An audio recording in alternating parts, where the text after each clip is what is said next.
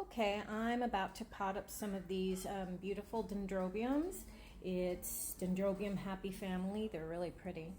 I waited till the flower was done and I chose this basket to put them in. I put some styrofoam down at the bottom for some good drainage. I'm an overwaterer, so for my media, I use charcoal and lava rock.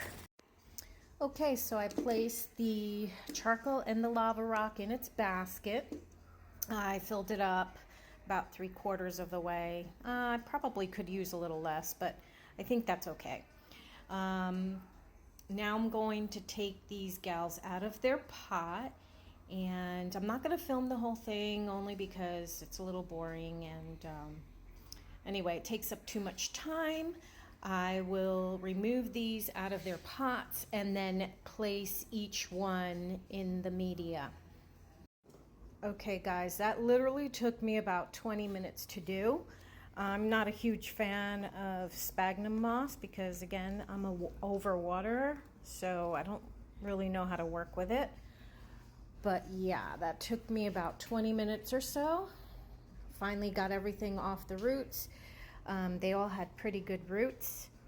So now I'm going to go ahead and place them on the media.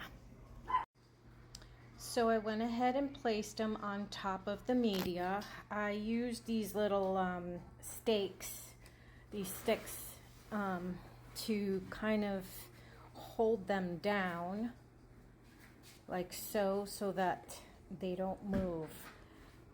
You have to hold them down so that they don't move, because a moving orchid is basically a dead orchid. You can use these little stakes, and you could also use some zip ties to do that. Probably going to put in a couple of zip ties and zip tie them down so they're up against the basket. All right. I love Spanish moss, so I went ahead and gathered it from the yard. And I like to put it on in there to kind of cover the roots up so they don't get burnt under the sun. Plus it looks so natural, and they actually keep moisture in the roots. Anyway, I'm going to go ahead and do that. That's also an idea. Okay, there is the finished product. I try and mimic as best as I can the environment that these orchids would be in. I love the Spanish moss. It's my favorite. I use it for almost all of my pots and mounds and stuff, but she turned out pretty good.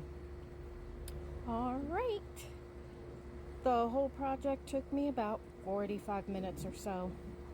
One thing orchids teach you is patience, but she looks beautiful.